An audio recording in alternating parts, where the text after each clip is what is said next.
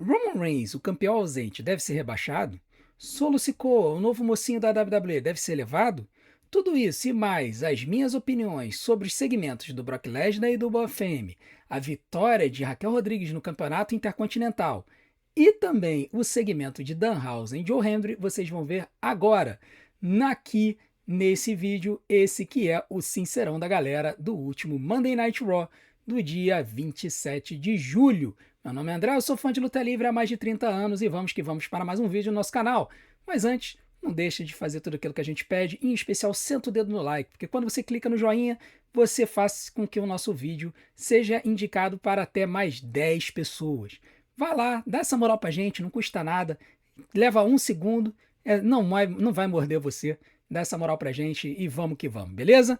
Bom, vamos começar aqui falando sobre o segmento do Bafemi do Brock Lesnar na jaula, né? E a gente teve algumas opiniões sobre esse assunto. Eu trouxe dois comentários aqui, do Diogo e do Felipe Moreira. Diogo disse o seguinte: olá, tiozão, acho que faltou brutalidade na field do Oba e do Lesnar. Nem parece que vamos ter o inferno na jaula.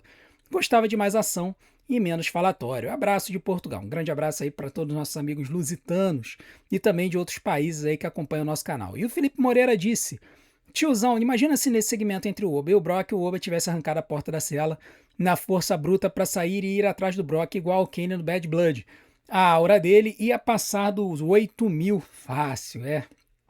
Nós tivemos algumas situações no passado em que lutadores eles arrancaram correntes, né, da jaula, né? Teve também aquele antológico segmento com Mark Henry, que a corrente não era uma corrente com gimmick, né? Não estava serradinha, era uma corrente a vera, botaram a corrente errada ali.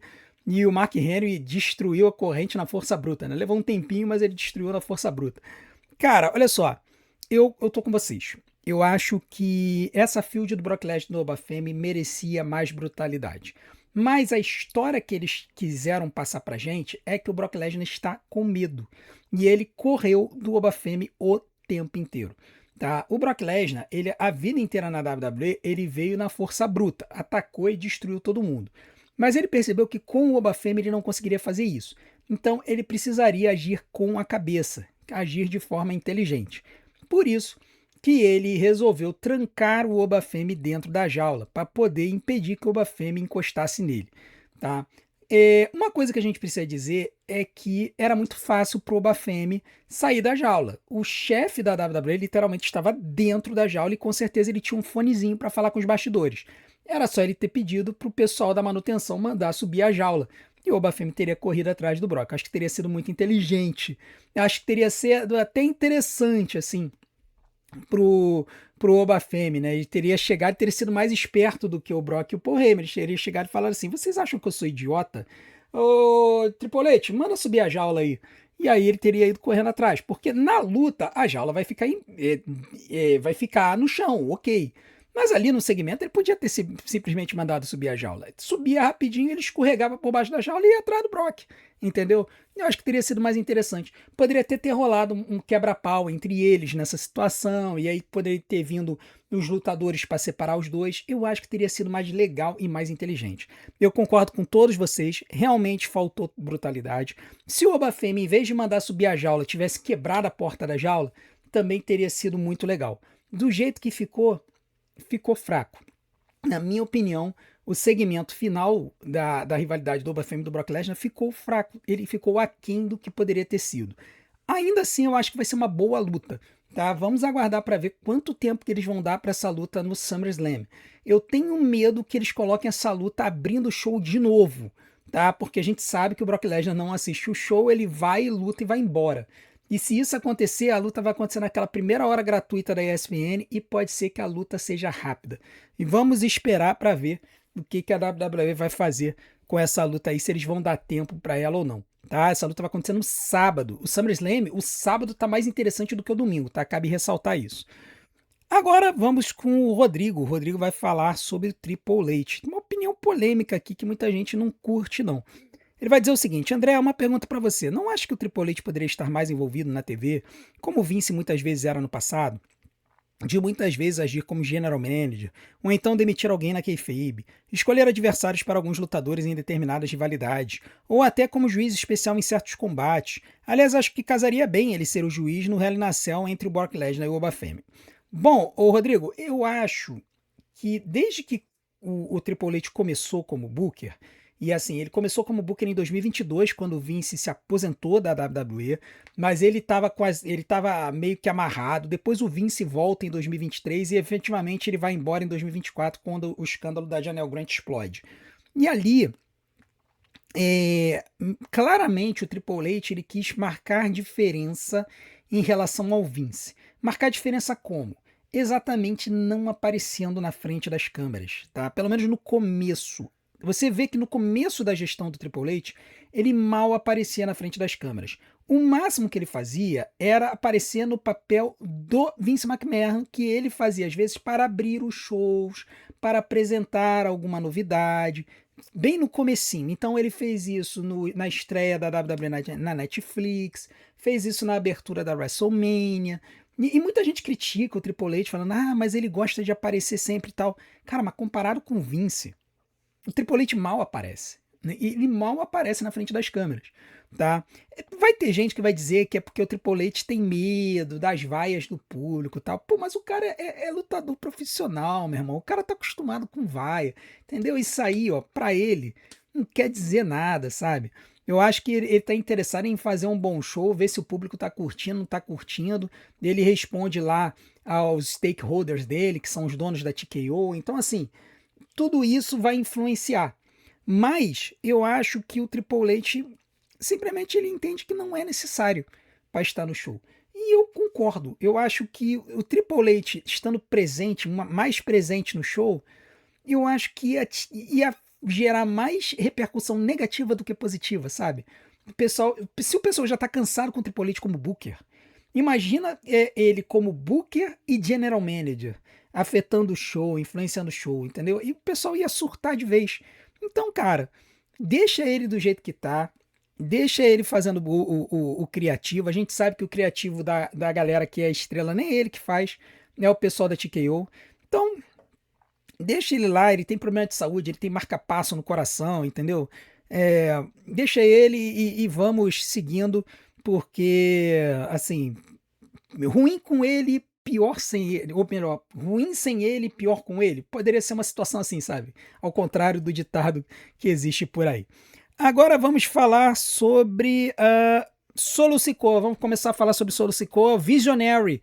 Tem um comentário aqui. Tiozão, vou falar uma coisa pra você e vou sair correndo.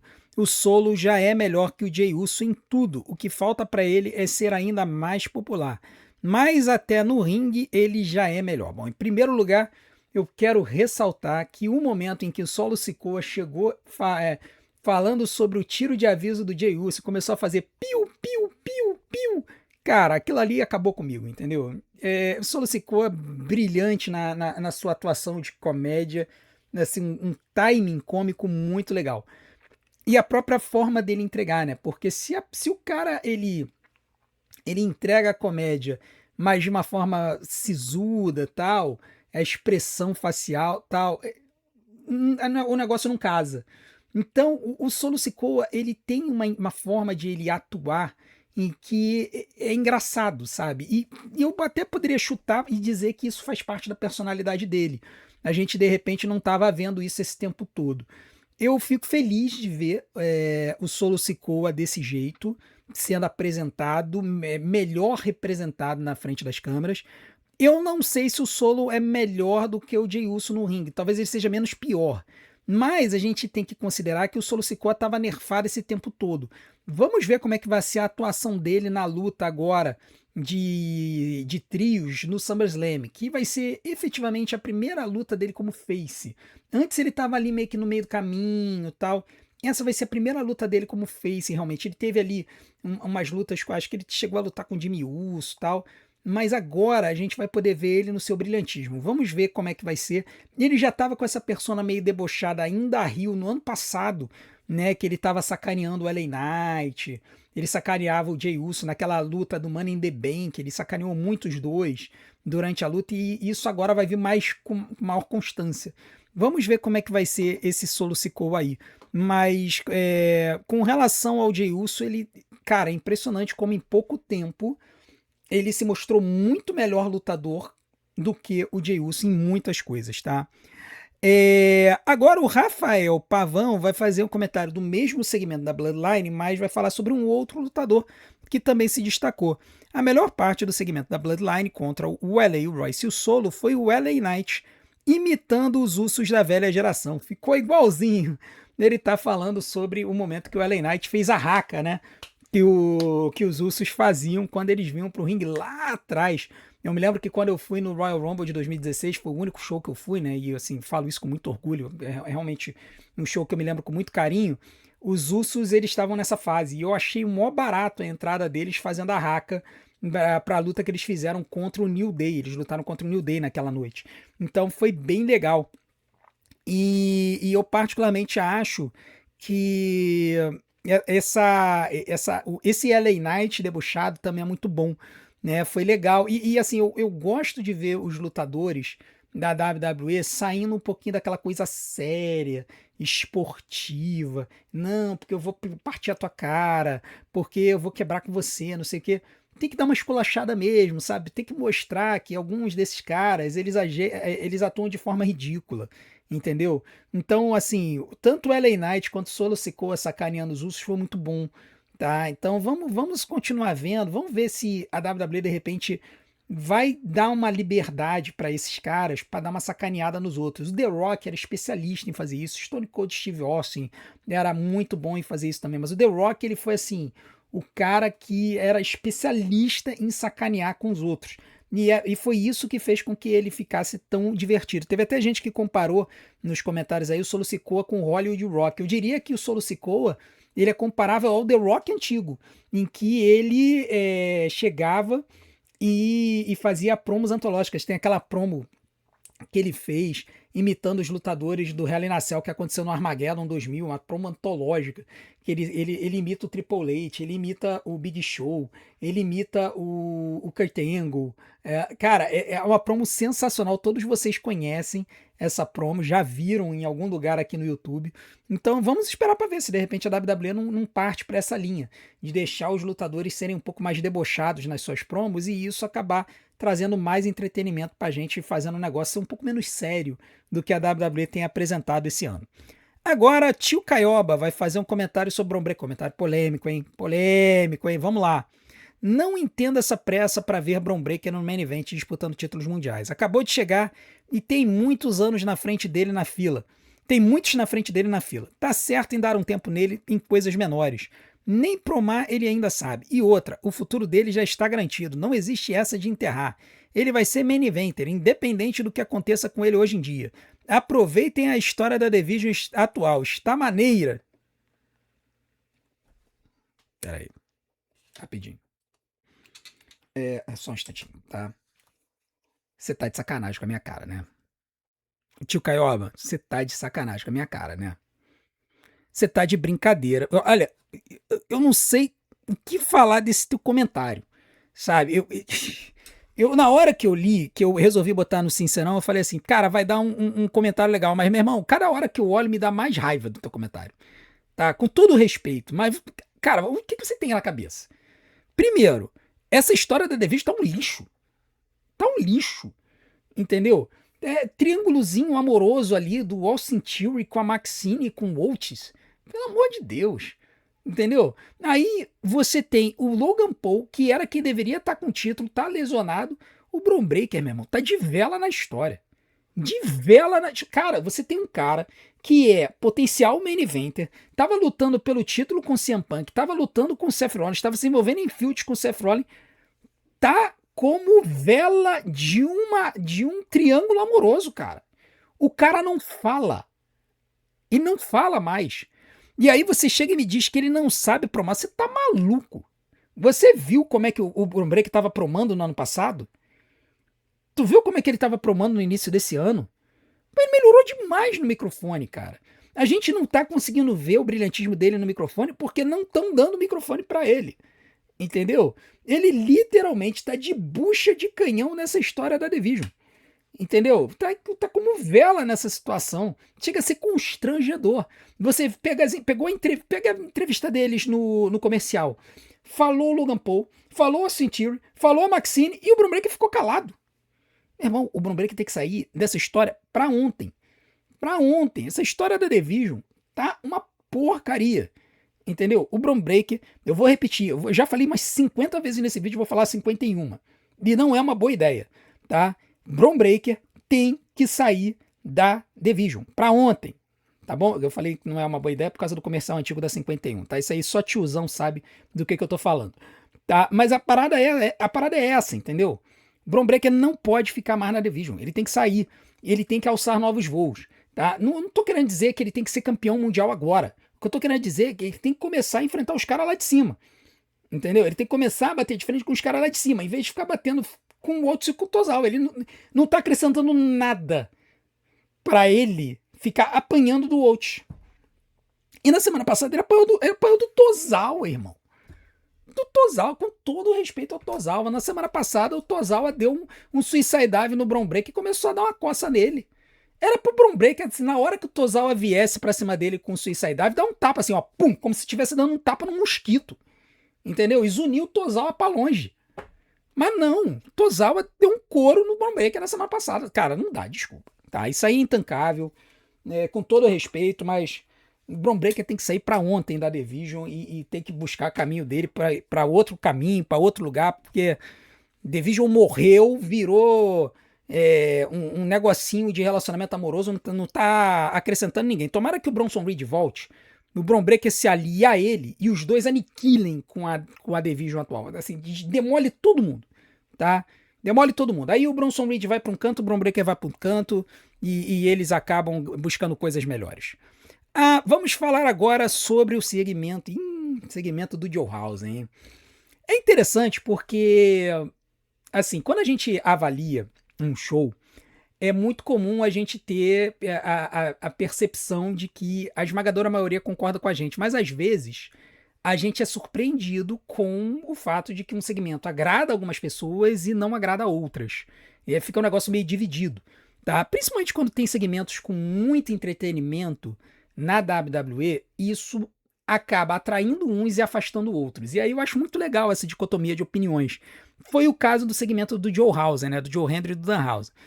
Tanto o Atlas quanto a Blackthorn trouxeram comentários, mas muitos outros trouxeram comentários. Aliás, agradeço a todos que continuam comentando nos nossos vídeos, comentando pro Sincerão da galera. Vocês é que abrilhantam, vocês é que fazem esse vídeo, tá?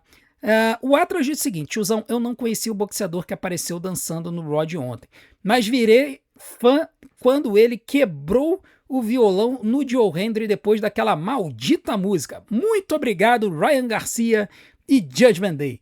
Observação, sei que o wrestling não é pra ser sério sempre, mas que música foi aquela? Já Blackthorn disse, o show foi essas coisas todas? Não, mas achei que foi um arroz com feijão macassar.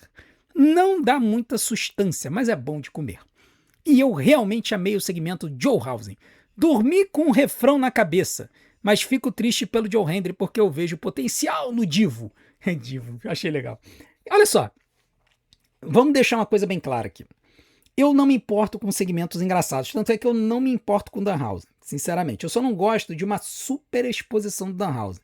Ou seja, o Danhausen, ele é meio tipo aquela pessoa que sabe aquele bobo da turma, que se você tiver ali um momento no recreio e você tá brincando com ele por 10 minutinhos, você ri, você se escangalha de rir e tal, e você não se importa.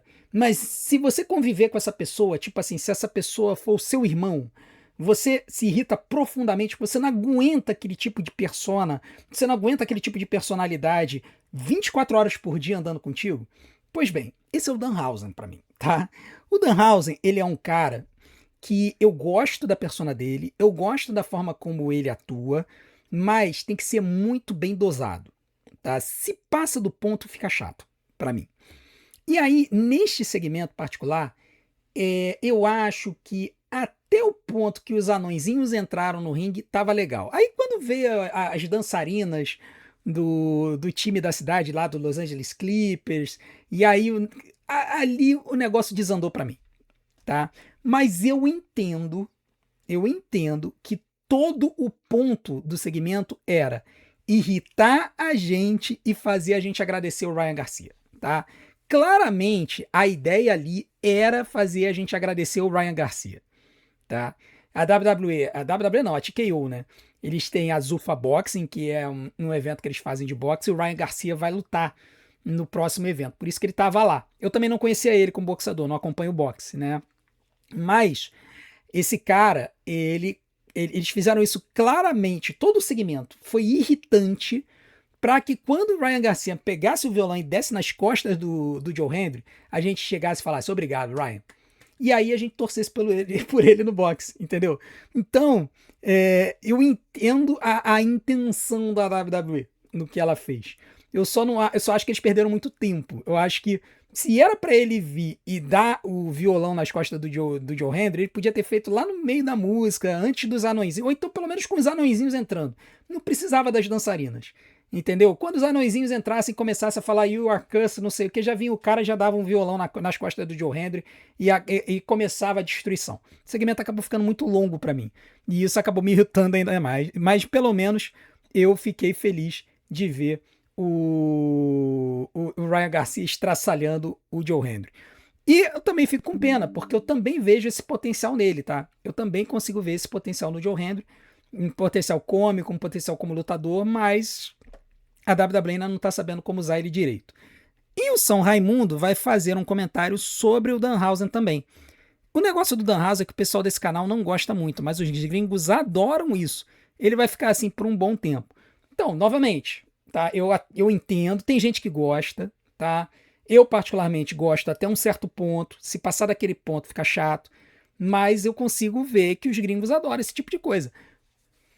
Mas o público de Los Angeles não estava muito gostando, não.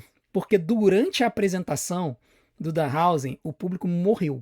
Se você viu o show, não tinha ninguém cantando, não tinha ninguém vibrando. E quando o Ryan Garcia veio e deu o violão nas costas do Joe Hendry, o povo explodiu. Tá? O Judgment Day naquele segmento ali quase virou face. De tanto que o pessoal ficou feliz de ver o Judgment Day estraçalhando com o segmento. Tá? Rodrigo vai falar sobre Devon Evans e Rusev. O Rodrigo ele teve uma abordagem que eu queria até falar com vocês. Quando vocês forem colocar os comentários sobre o show, deem uma olhada antes no que já foi falado. Por quê? Porque se você falar sobre algo que ninguém falou ainda, a chance de você aparecer no vídeo é muito grande. E foi o que o Rodrigo fez. Ninguém tinha falado da luta do Devon Evans e do Rusev, que foi, na minha opinião, uma das melhores lutas da noite. Mas, como ele falou, ele acabou garantindo a presença no vídeo, porque eu queria falar dessa luta, entendeu? Então, deem uma olhada, vejam os comentários. Por exemplo, a gente estava com mais de 150 comentários quando eu preparei o Sincerão. E só tinha um comentário sobre Joe Hendry e Rusev.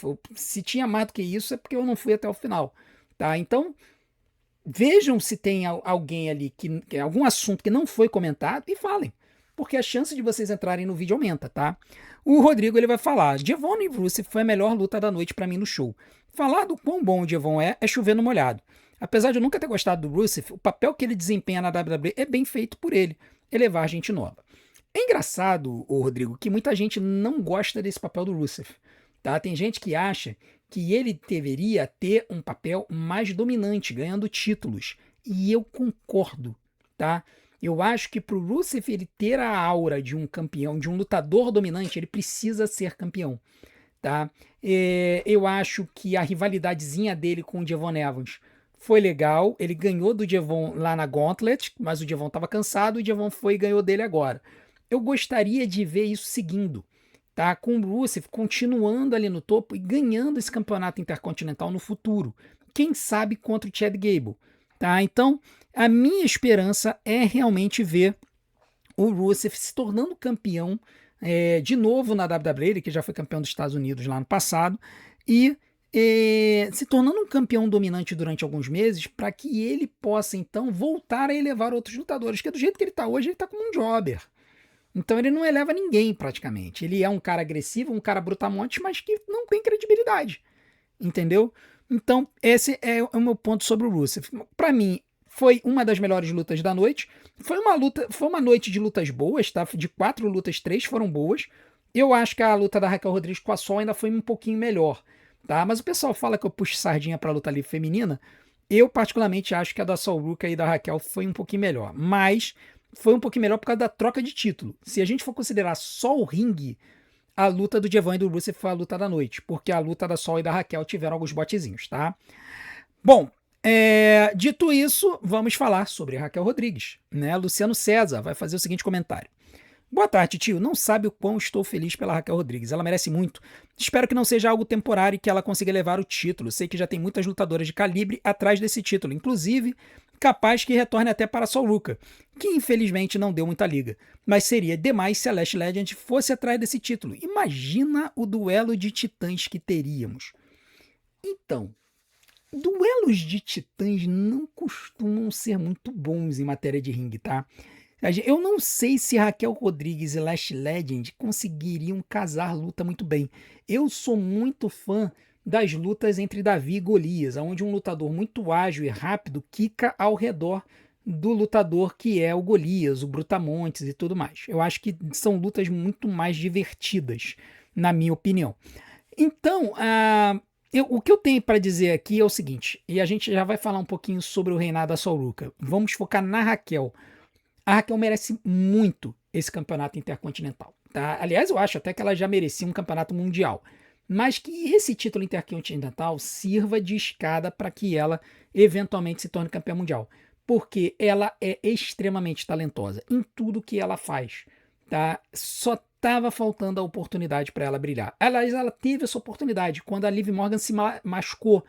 Quando a Liv Morgan lesionou, a Raquel Rodrigues meio que assumiu ali o lado feminino da Judgment Day. A Roxane Perez ela ajudava, mas era a Raquel que brilhava.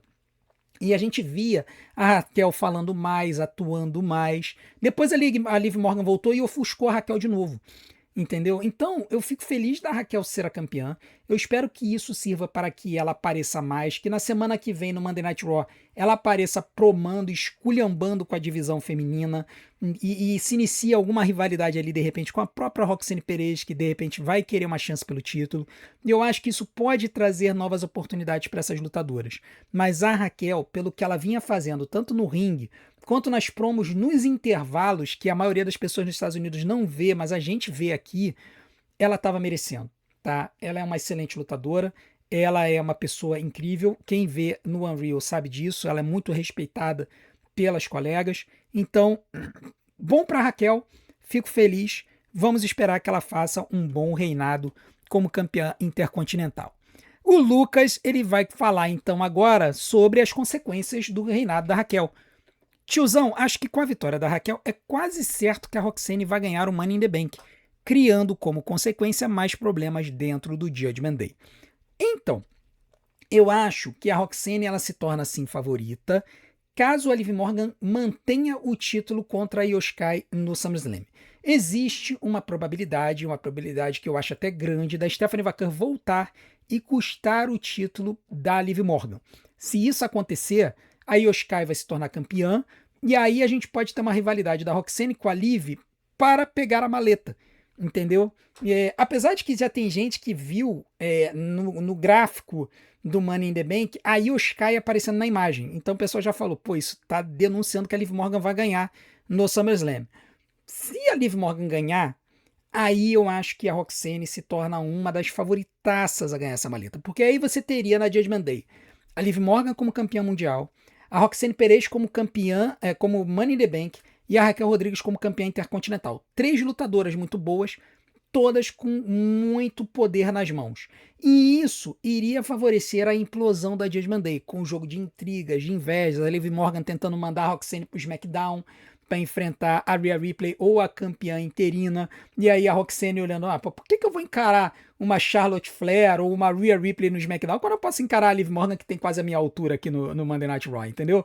Então, assim, vão ter algumas situações que eles vão poder trazer que vai desembocar na implosão da Judgment Day, caso a Roxane se torne Miss Money in the Bank. Mas É claro, ainda existem outras possibilidades. Por exemplo, a Chelsea Green ganhar o campeonato interino. Aí eles podem sim fazer, por exemplo, a Roxane. Se a Rhea Ripley não voltar a tempo do Money in the Bank, eles fazerem a Roxane ganhar a maleta e fazer o cash-in na Chelsea. Entendeu? Então, assim, tem muitas coisas que podem acontecer aqui que criam muitas avenidas. Muitas avenidas para as lutadoras da Judgment Day. Todas elas merecem. São todas excelentes.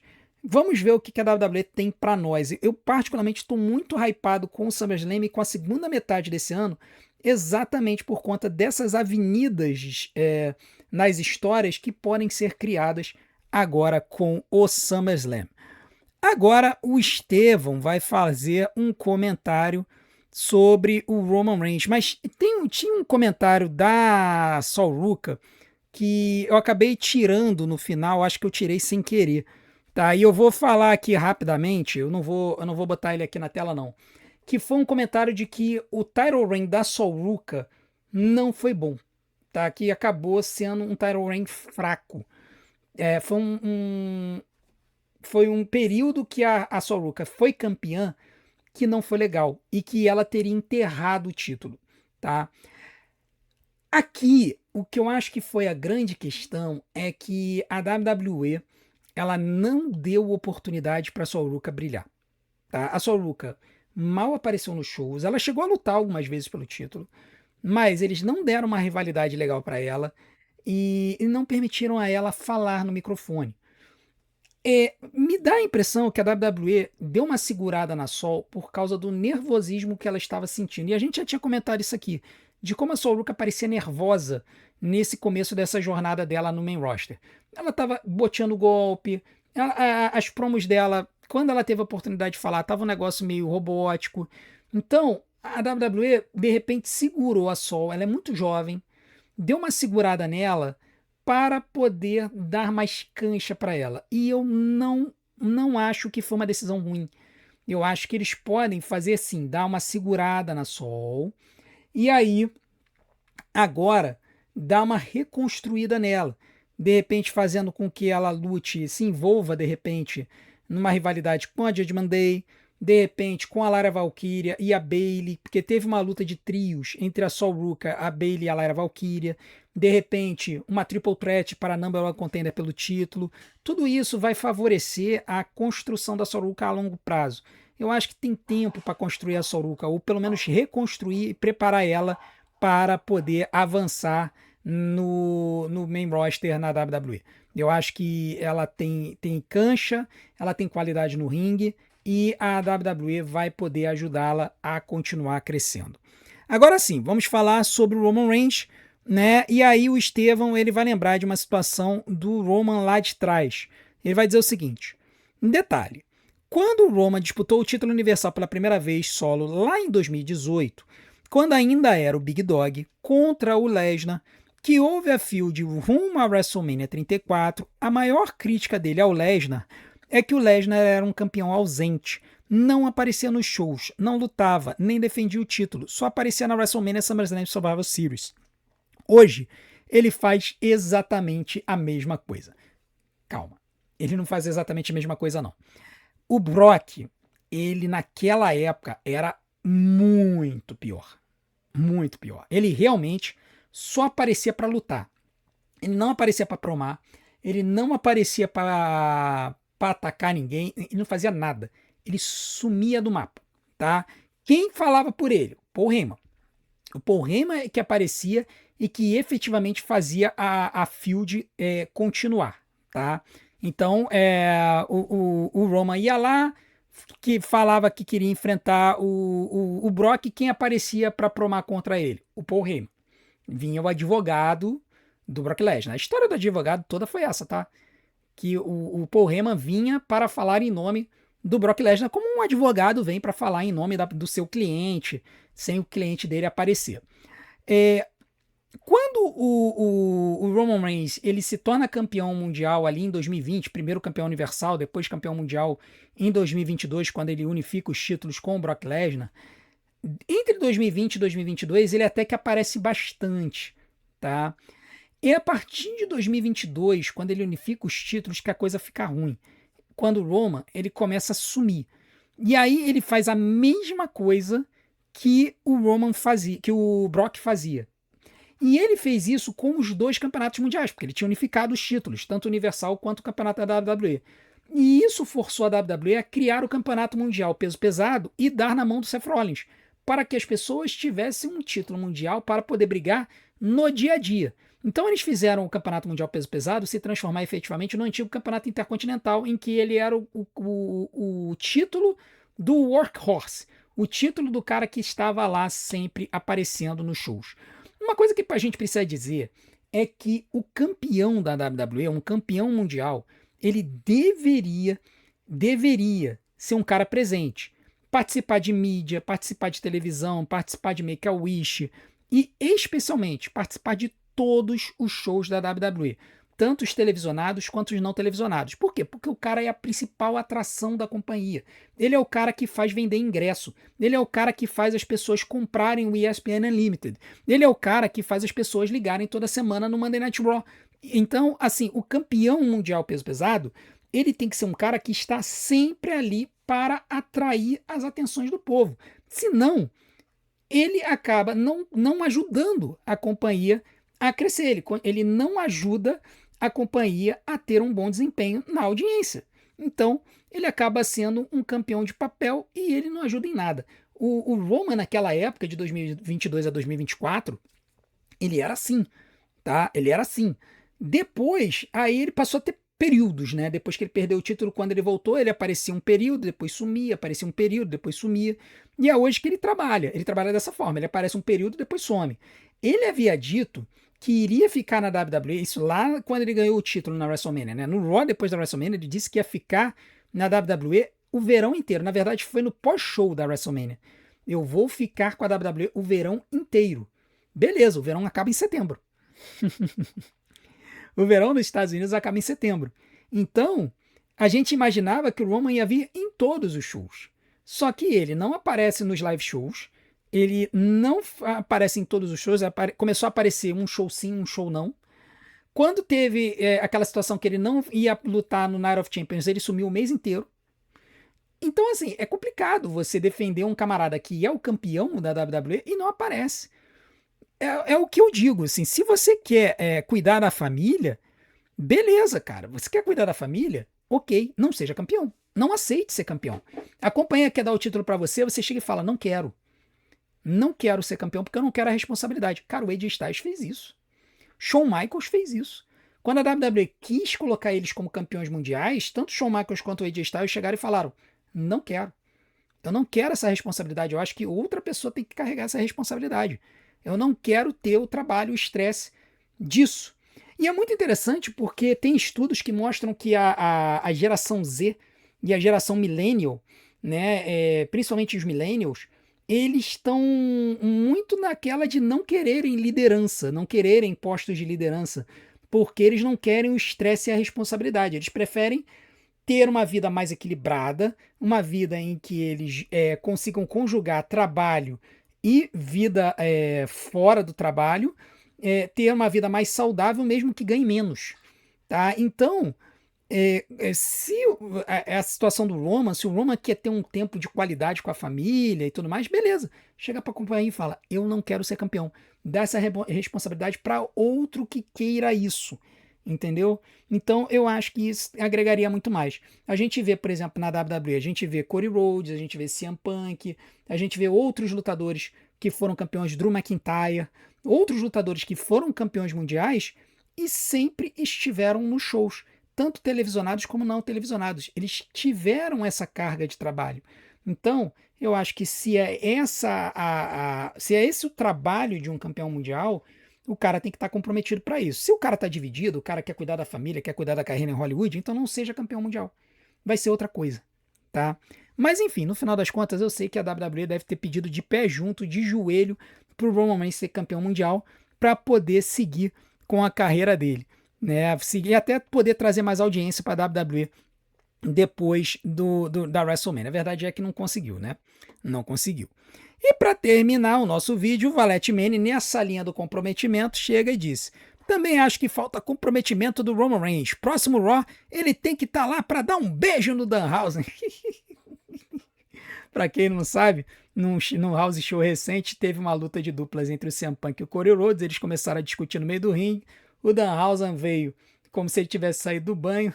E aí tanto o Punk quanto o Cody deram um beijo no Danhausen, uma cena cômica, só para fazer o pessoal lá de Stockton, na Califórnia, rir da cara do pessoal. Né, uma cena de comédia. Então é isso que o Valete Mene tá falando. Se o CM Punk e o Cody Rhodes fizeram, o Roman Reigns tem que fazer também. Beleza? Muito obrigado a todos pela audiência com os nossos vídeos. Muito obrigado a todos por continuarem aqui conosco.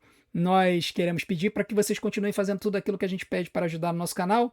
Em especial, deixe seu like, se inscreva no canal, ative o sininho para receber as notificações dos nossos próximos vídeos. Deixe seu hype e, acima de tudo, assista e maratona os nossos vídeos, porque tempo de visualização é o que vai fazer o YouTube divulgar a gente. Vou deixar umas opções aqui na tela para vocês. Desde já, meu muito obrigado. A gente se vê do outro lado. Um grande abraço.